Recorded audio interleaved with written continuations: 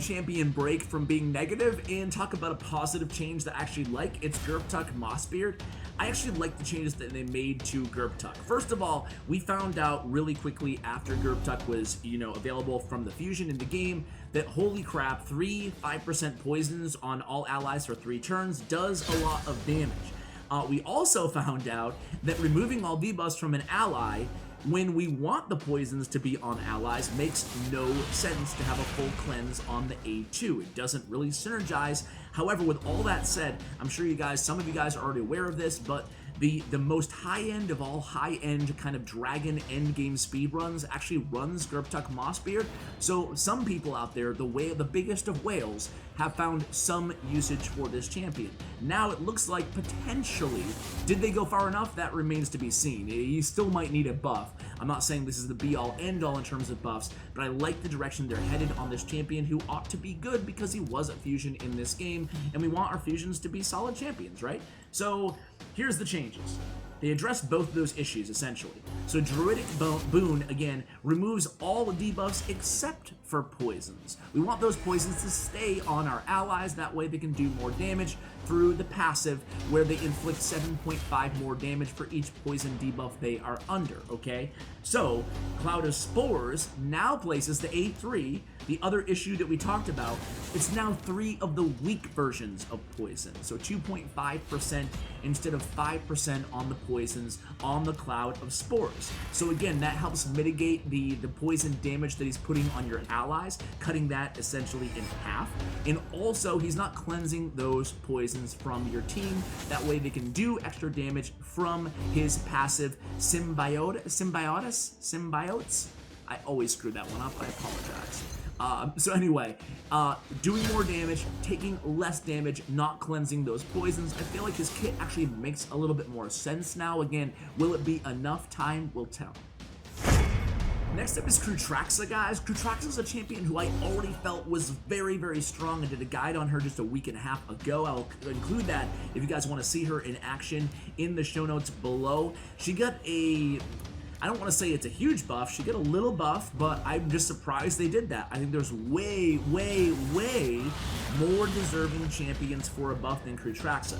I own Kreela, I use Kreela, so I'm not complaining, except for the fact that I am complaining because, honestly, why buff Kreela? She's great. She's great. Why buff Kreela? Some of the decisions here, the balance changes, just leave you scratching your head. And again, I own these champions. I'm not calling for a nerf on these champions. Don't kill the messenger here. But like nerfing like Duchess, buffing Kreela, and not touching, some of the like Tila, like some of the worst, not touching some of the best like Krisk.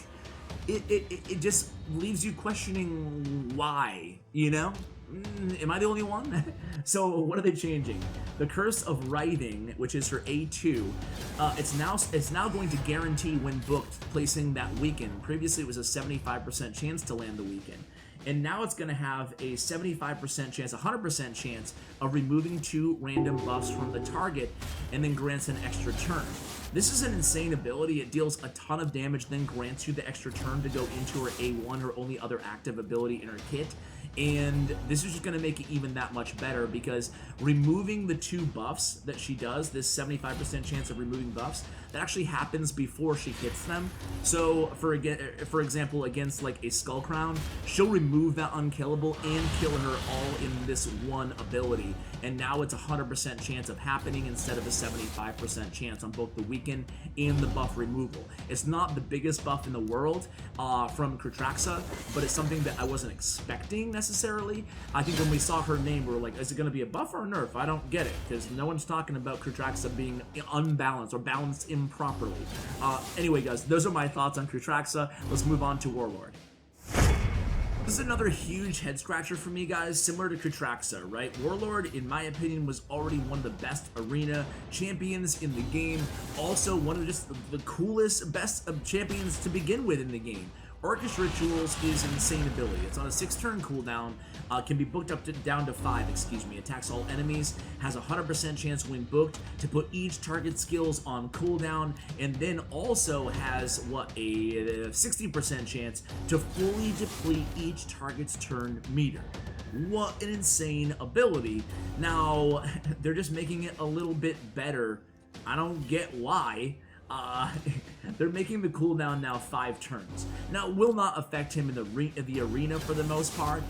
Usually, this long of a cooldown on an ability isn't going to impact the results of a battle necessarily. However, with that said, it's just it's weird, man. Like, why buff Warlord when he's already a great champion? What stats are they looking at that make them think that Warlord is the dude who needs a buff?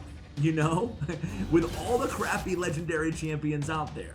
Now it's going to be a 5-turn, can be booked down to a 4-turn now after this buff. Head scratcher, right? So next up is Tormund, again with a balance change to Wintry Wind, his passive. Man, they can't decide what they want on this one. So right now, it's a 15% chance of placing a freeze debuff on an enemy each time they receive a buff or have their turn meter filled. Now, this 15% chance applies for each effect individually in cases where an enemy receives multiple of these effects at the same time. So now they're going to bump that up to a 20% chance of placing a freeze debuff. Now, the 20% chance applies up to 2 times. Let's go ahead and read the text here. So now it's being buffed up from 15% chance of placing a freeze to a 20% chance of placing a freeze. So it's kind of a rework here. It's not a buff or a nerf, because instead of having every single one of those buffs trigger that or proc that passive effect, now it's going to be up to